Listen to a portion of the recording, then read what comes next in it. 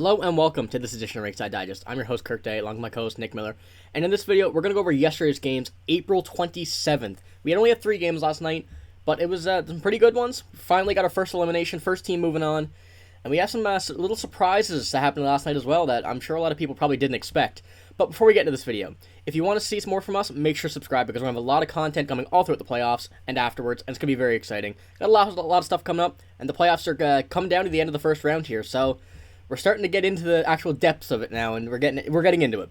So, without any further ado, we're going to go into our first game of the night here, which was the Tampa Bay Lightning versus the Toronto Maple Leafs. And in this one, Tampa Bay won 4-2 to extend the series, make sure they didn't get eliminated. Series is now 3-2 for the Maple Leafs.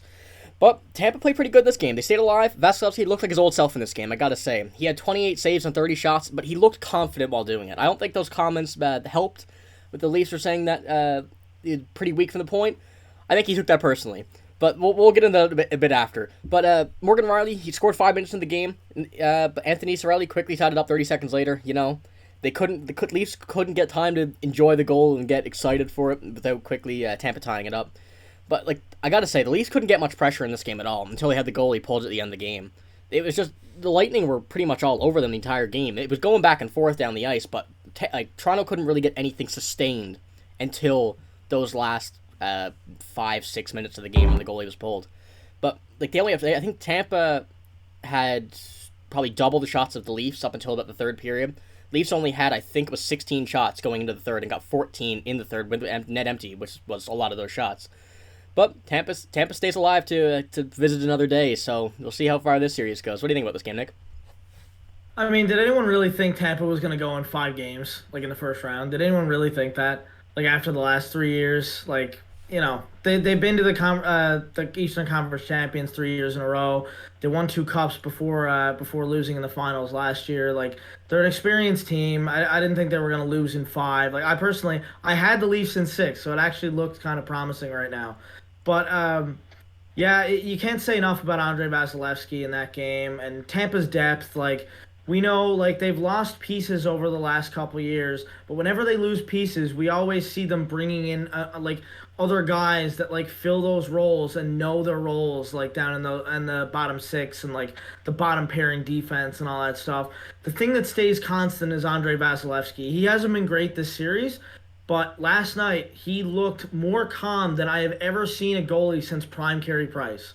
He looked phenomenal. When Martin was in on that breakaway, he came in and, he made a little move or whatever. Vasilevsky didn't bite until he shot the puck. And then he just saved it so easily. Tampa played great in that game. If you looked at the stats, you might say it looks like the Leafs did enough to be able to win that game. But if you looked at the eye test, if you watch the game, you're really seeing that the Leafs couldn't get anything going till the end of the game. And that's not going to be good enough to close out this Tampa team. It's not going to be easy. Yeah, for sure. And just while we're on the topic of goalies here, Ilya Samsonov as well, he didn't play bad. He didn't play bad whatsoever. He had 37 saves, I believe, or something along those lines. But a few weak goals. But he's the reason that this game wasn't 5-6, 7-1. He really kept them in this game for the long run of it. Just a few weak goals, which, I mean, that's all you can do. The offense probably on Tampa, or on Toronto, if they got a few more goals, exactly, that game would have been tied up, and we could have had a different result the next day today. So we don't know what happened, but those few weak goals, that just means, it'll happen. But he was pretty solid in the long run overall. He didn't play bad, 37 saves or whatever. Like I said, pretty good. It's just a few weak goals, ruin the game. I wouldn't say ruin the game for them, but you know what I mean. This didn't let the opportunity for Toronto to get the win here in this one. But still have 2 more games to do that, which could happen. Could go Tampa's way either. We don't really know. That's all we got for that game. So with the second game of the night here, we have the New York Rangers versus the New Jersey Devils. And this was the one I was talking about with the surprise. This one, the Devils win 4-0, again, to take a 3-2 series lead after the Rangers being up 2-0 in the series.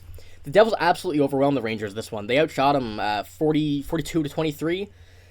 That's kind of crazy when you think about the Rangers roster and who they have. I would have expected it to be the other way.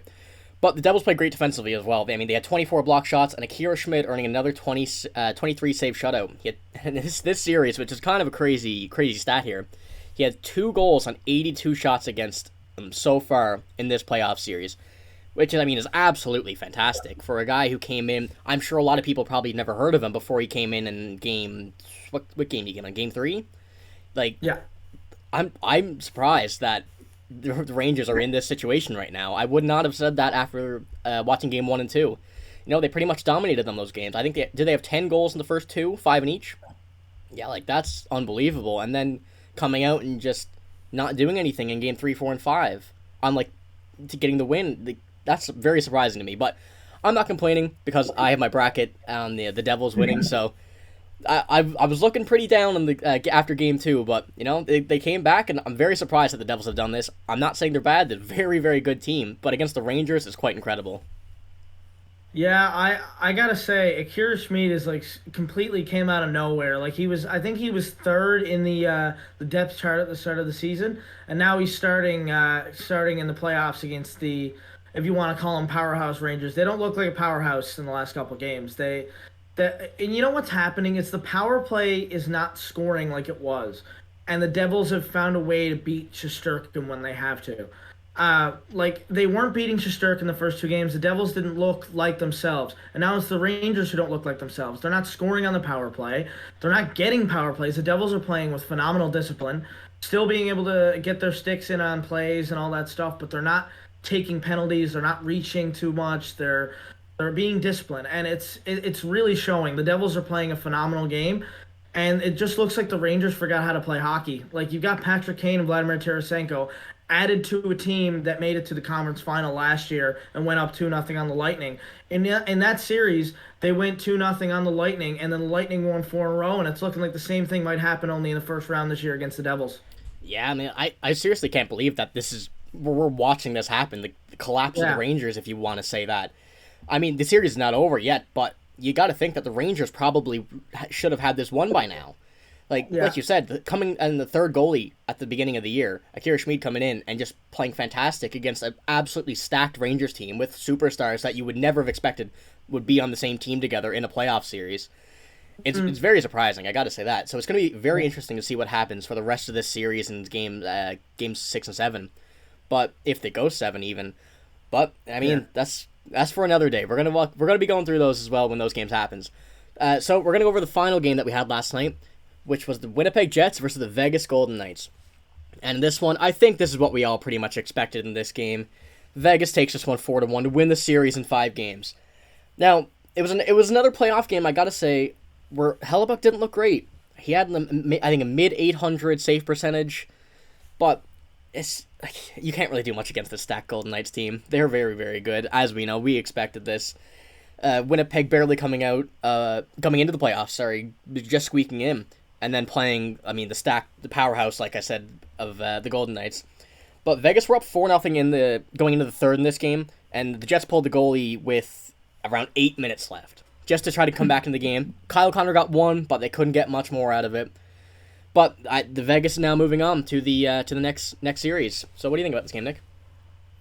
I don't know. Just like what Rick Bowness said, right? Like you look at what Rick Bowness said, and you had them go down early. You had no pushback from the team. Like he said, I'm so disappointed, disgusted right now. No pushback. Same crap we saw back in February. We were saying this before the series even started, that Winnipeg doesn't really deserve to be in this spot.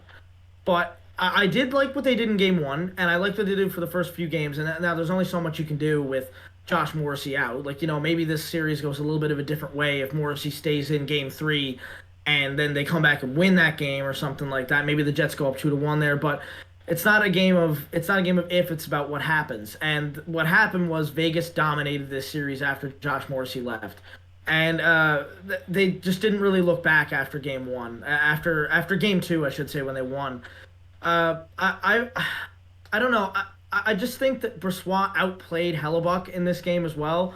He outplayed him for most of the series. I don't know why Hellebuck was playing so bad. We predicted Hellebuck would come back and have a great game after letting in all those goals in game 2, after letting in 5 goals, but I mean, he just never came back. He just couldn't get his head in the game. Like, the defense was bad, but they didn't get an overwhelming amount of shots on him. Like, it wasn't like 40 shots or anything. It was like 20 something, I believe, 25 maybe, and he let in 4 goals.